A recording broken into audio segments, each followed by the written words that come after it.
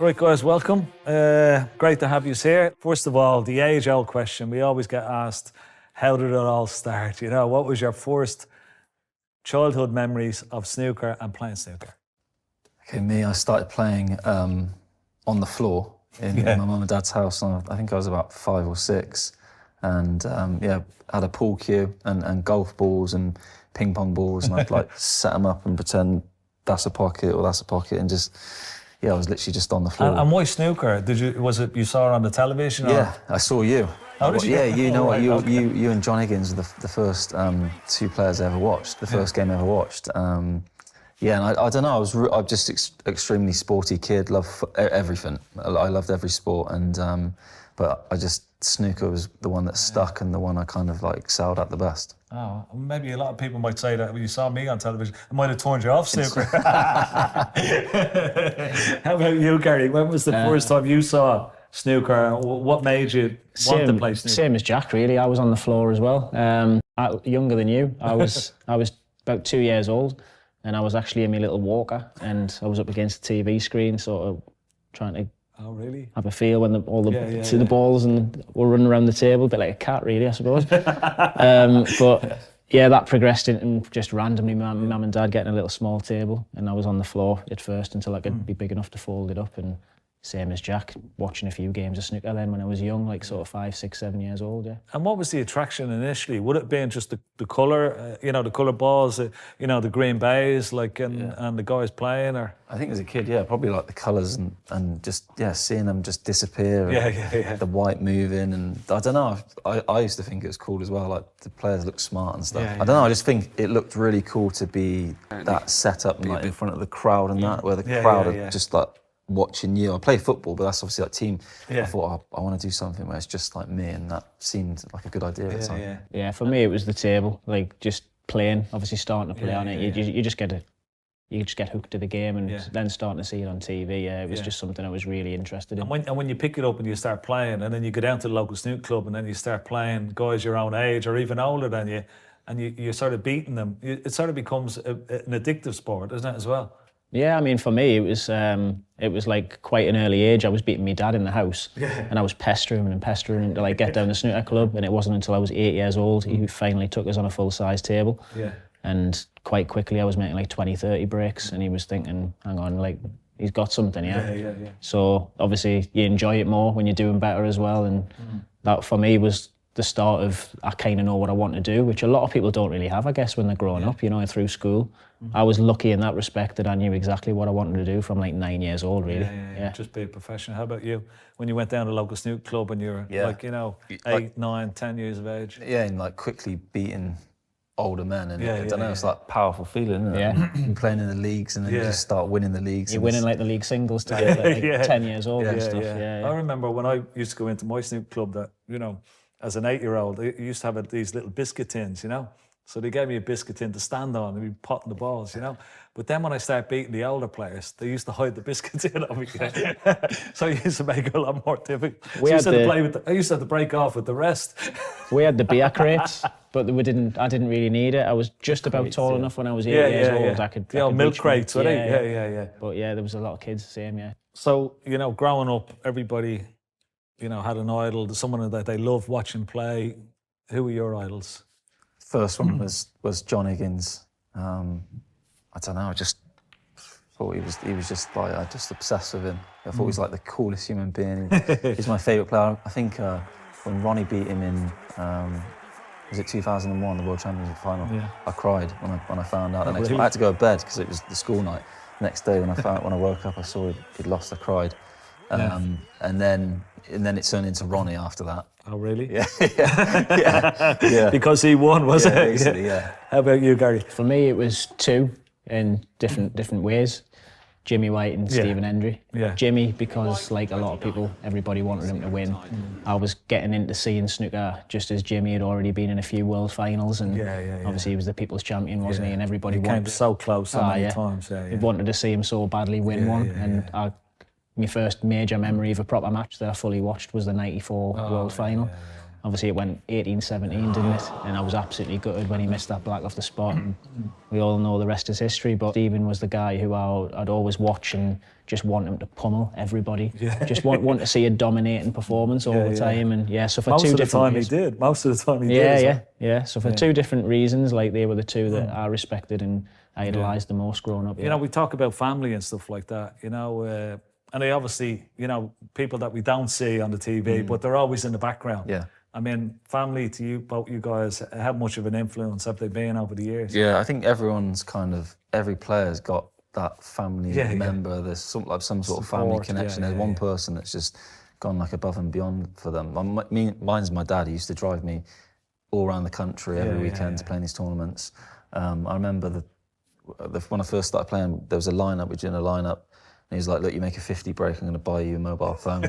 Oh, really? Yeah, made me 50 break. It was an ice pop for me. But no, even when I was playing on the little table at home and I wanted to go to the club, he was like, I'm not going to take you until you read this book. So I had to read a book. Oh, yeah. And it was like, he'd just make these, he's like, gave me a foundation. Goals. And it's like, I'd do it. It's really clever, actually. Yeah, so I think I've been really, really lucky with him. Yeah. Like a lot of players, mine was my dad as well. I'm sure a lot of players would say the same thing. Again, you'd probably say, I'll take you to a Newcastle game, you win, or you do this lineup. Actually, my dad, we couldn't afford to do much, to be honest. We didn't get any presents for doing anything. So, it was one of them where he just, same as you, just took us all around the country, done everything for us, snooker-wise, you could possibly think of. And obviously I'll be forever grateful for that. And the other guy in my life was the coach that I had when I was growing up, Stan Chambers. Yeah. I'm sure you've met Stan over the years. Of course, and he was like a massive guy in the Northeast for snooker.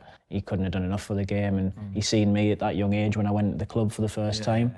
And spoke to me dad and said, your kid's got a bit of talent. Like I've got a Saturday coaching class, a couple of hours every week, bring him along. And just from there, obviously I enjoyed it more. He took it upon himself to help us as much as he could and almost treat us like a son, really. Yeah, it was absolutely amazing. They're like the unsung heroes, aren't they? You know, being a professional snooker player, from people on the outset, you know, they look at it as a very glamorous life. How do you try and, you know, balance the two? I think that's something I really struggled with as well the last season. I couldn't balance him. And what were you finding hard? I just found just the life, getting the life right. It was like, if the snooker's good, it kind of always takes care of everything. If you find that? If you're doing well at snooker, massively. Everything kind of falls into, but then when you start losing a few games, you think, oh, and then you think, I can't keep grafting this out. What is making me happy? Because it's not coming from snooker. Then I don't know. I didn't give myself a year off, but I just went way too easy on the practice, and I wasn't really trying to improve as a player last year. I was just kind of turning up. And it's different with like all your mates and everything and I would never realistically want this lifestyle of a 9-to-5 job. Obviously, it is better what we do. Let's not beat around the bush. It just simply is. If you can work all this stuff out, isn't it? But they've got it easier in the one respect of like they're in a massive routine. They know exactly what they're doing. They can enjoy. As soon as they've finished work, they can enjoy themselves. They can go where they want, do what they want. Right, I'm back up for work again the next morning. We're always like, me anyway, definitely, I'm always thinking of snooker. And as you say, if you're doing well at the snooker, it's taking care of itself, everything's great, the money's coming in, you're planning stuff. And then all of a sudden, if you're not winning, that's the part of the lifestyle where your life gets impacted to the point where you're going, right, well, I'm under pressure now, where's the next paycheck coming from? Oh, I've got ages till the next tournament, and your life just completely changes all of a sudden. I've been fortunate that I've grown up with some really, really good friends through like home and school and all that, friends that I've stuck with for years and years throughout my whole life. I think a lot of players, without speaking to most of them obviously, I think a lot of players don't have that. I think they've got like maybe one or two like close-ish friends, but I seem to find just scoping it out around tournaments and stuff that a lot of them you would feel don't have that group of really close friends, and what they tend to do is they've got really good friends on the tour. Naturally you do. I'm not really one of them. Like I've got friends on the tour. You don't have any friends on the tour that you can talk to? No friends, I'm just a Billy No. Like, nobody will speak to us. Not that I'm trying to not give anything away or anything like that, but I know that they will. There's some, you feel like, are they going to tell you everything you want to hear here? Or sometimes you're playing someone, you think, God, this geezer's a machine. And then you go out for a drink or whatever, randomly for the first time with them, and you think, God, and they start telling you all these, like, they'll open right up to you, and you think like they thought you were going to beat them that day, that you thought they looked unstoppable, and that can maybe give something away. Yeah, of course. Yeah. I think snooker players generally are quite guarded. Yeah, very. They build up walls, very, don't they? Yeah, and it's very hard to open up to another snooker player because you're afraid of like giving them some sort of an advantage in case you play him again. Would that be? You've hit the nail on the head with that. That's what I'm sort of alluding to. That I find a lot of players are like that. Yeah. Stephen Hendry says you should have no friends. And stuff. Yeah. Don't talk to anybody. Don't be smiling. I don't want to live like. I don't want to live like that. Don't be chatting around the table. Would you agree with him? I wonder how different it would have been. Not saying that he was friends with everybody, but if he was like as friendly as he kind of is now, which still isn't that much. Like back in the 90s, I would like to have rewound the clock and see how well he would have done. Yeah. Most nervous time ever in the snooker table. What is everybody feels nerves, at some stage. What has been? Well, let's say what's been your biggest match? Would that been your most nervous? Like, you've been to how many 6 ranking finals? The most nervous I think I was probably against Barry Hawkins at the Crucible. Was it? Yeah, I don't know what it was. Oh no, also. But even in any of those finals that you've been to, get your hands on your first one. I know everybody's banging on about you getting your first. I think by the time you're in the final, you're calm, aren't you? I don't know about you, but I find I'm most nervous just when I'm gone. Okay. When you're actually like you're turning up going, I'm going to embarrass myself. Yeah. You don't want the other guy to miss because you know you come to. Yeah, if I come to the table, I'm just going to embarrass myself. So that's when you're nervous. I think when you're playing all right and you're playing, and obviously you go deep in tournaments, you're obviously doing all right. And I don't really feel nerves then. You just feel like a drive to do well. You're quite vocal, like sometimes about embarrassment or about saying, not playing your best or in front of the cameras. Yeah. You're very sort of analytical, but also self-critical at times as well. Yeah, I don't mind telling and showing that. Yeah. I think a lot of players, and rightly or wrongly, it doesn't matter to me, but a lot of players hide that, I think. Some players, they never say anything negative. It's as if they don't want to give anything away. Yeah. I'm not bothered. I can't say I play you and think, Gary sometimes doubts himself. I really fancy beating him today. But you get some players and they never ever say they're playing bad. Everything they say is positive. So it might be a good thing, but... Yeah. What's the, if you remember, the best feeling or the best time that you felt on a snooker table? The last few years, I think I beat John Higgins at the Masters maybe two years ago. Yeah. And I was just, as I was kind of, I made a good break in the last frame. I was just thinking, like, this guy's my hero, one of my idols, and I'm here at the Masters and it's sold out. And I'm winning, and I'm playing good stuff, and I'm playing good, I'm on a century, and I'm thinking, wow, it's just it's like a dream come true, I guess, just to be. A couple for me, like in different ways. Like you've got the bigger occasion ones where obviously when I won my first one at the Scottish, and it was only the last couple of games of that tournament I really started finding my game, and it all sort of came together. You're in the final now, you're winning, you're playing, and it was all just coming. It felt like you deserved to be there, and when you're watching these guys playing on television for a long time, and then when you're coming up against them and playing your best and beating them, it's a great gives you great self-confidence and belief, doesn't it? Yeah, I can remember. Yeah, when I beat Selby the first time, that was just a crazy feeling. You watch him and he's world champion and stuff, and you think, wow, I must be close to good enough. When you look back now, you've still got a long time still in your careers, but even from when you first started, 16, 17. What would you say to that younger self now? Would you have any advice, or even for kids who are breaking into the professional circuit?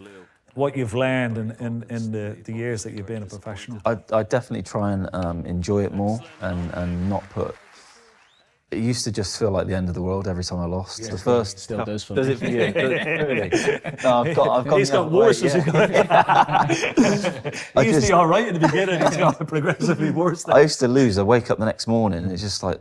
I felt like someone had died, and it's like that was because there's so many tournaments and it's happening all the time. It is easier now because you have got so many tournaments, I think. Whereas 20 years ago it was 6. You lost one, you were waiting 2 months for the next one or something, and it felt like the end of the world, as you say. But I used to years ago, if I lost a match that you'd expect to win, on TV, because you knew everybody in the club was watching it, so. I'd go back to the apartment back in where Ronnie would be on the other table. We used to play in the same club together. but I'd never go up for at least 3 days Yeah. because I Right knew they'd away, yeah. be You at were just me, going to get know the what I mean? questions, Oh, weren't they'd you? be What to asking say? you questions, Yeah. Always play and you actual. felt almost like embarrassed. You didn't want to. Yeah. You didn't want to go in front of the questions. You just wanted to be on your own for a while. And you thought after a few days, they'll forget about it. And then you got back in fresh as days. Is it like that with you now? How bad are you now with yourself? I'm much better now than I was, definitely. I'm joking, obviously, there, saying I am bad at times, and that's times when obviously you have played really bad or you've give games away. It still happens to everybody, but I'm much better now at dealing with it. I think because there's a lot of tournaments, because I'm doing well, frankly.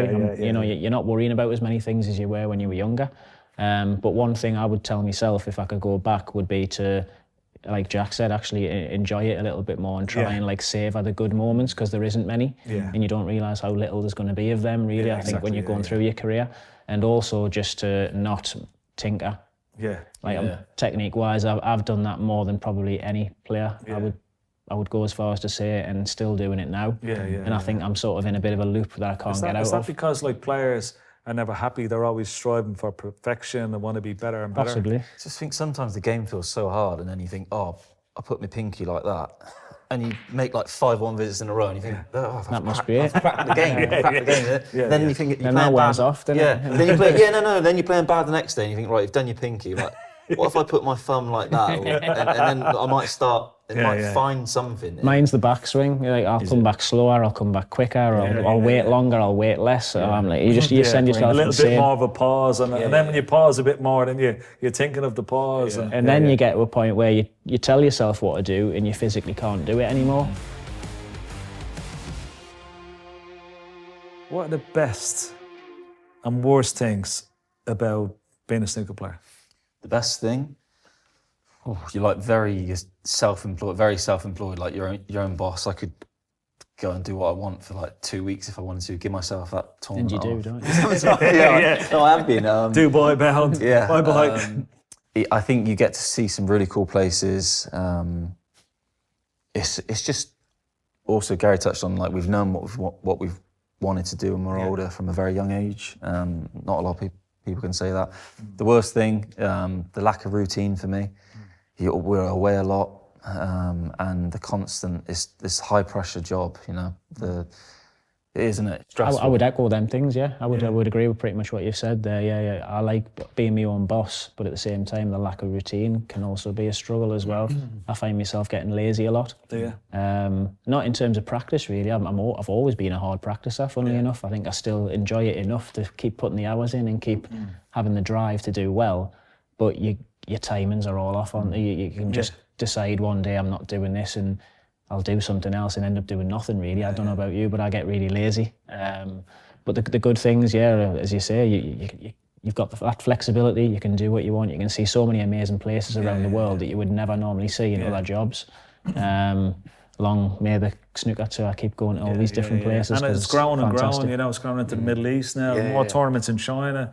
How about the travel and stuff like that? Does that get you down, or do you like traveling? Do you like getting up and going? It was really getting me down before COVID, and then after COVID, where we was like at home for like 2 years, you start to appreciate it more. But them 13-hour flights are adding up again now, and they are tough. There's nothing. I don't know. I can't find a way of entertaining myself, so I just try and get on the flight, get on the plane as tired as possible. I just try and sleep as much as I can. I've always enjoyed the travelling. Really? Not like some. Not like absolutely can't wait to go here, there, and everywhere. But I'll enjoy the whole relaxing side of it. Well, you take your wife, don't you? On sometimes, tour, So ones that are obviously like maybe a more spectacular place to go, then she'll come along as well. And do you think that helps you as well? Like, I think so. I think so. I didn't know what to think at first, whether it was a good thing or a bad thing. You're sort of mixing business with home life and how that's going to work out. But I found that actually I quite like it. She does things for us there. Obviously, when you're getting a bit more popular in places in China and stuff as well, you find that she's actually quite handy for things. She can do things that you wouldn't need to do yourself. And just sort of, when you've got people coming around asking for photos and signatures and things, she's there just to give a helping hand and just make sure everything, it just makes life easier, And it's actually been a good thing to have her come round to some of these tournaments. I'd like to be remembered as just someone who tried the best, was always honest, was always straight to the point, and just, you knew what you were getting. Always someone who gave his all to playing, and It may be a bit boring, but the thing with me is my personality is completely different off the table to what it is on, and I don't think a lot of people would see that necessarily. I'm very focused on the table, and I can come across a bit, maybe not angry, but a little bit. What's the word I'm looking for? Probably a bit grumpy. Yeah, maybe a bit like that. Yeah, just keep them coming. Probably. Yeah. Keep all those positives coming. I'm trying as I'm getting older to portray a bit more of a different side, because I don't want to just be remembered as that. As a snooker player, you want to be remembered as someone a bit light-hearted as well. Yeah, and people and someone that the fans like and admire, and you can warm to as well. You know. Yeah. I think when you're playing this game, it's tough to show your personality, though. Isn't it? I mean, the game is so hard. It's very hard to do that, isn't it? Yeah. But when you're in the final frame of the Masters, maybe the two of you are in the final together, you know, you're putting those last few balls, like, how good would that feeling be? I mean, what would that mean to you? Either of you? I'll probably be doing a star jump. I don't know. Yeah, I don't know. I'll tell you when I do it, hopefully. You tell us. Well, you dream, but do you not, like, dream about, like, situations like that? I think I used to. Yeah. Now I just think, try and win that first round game. One step at a time.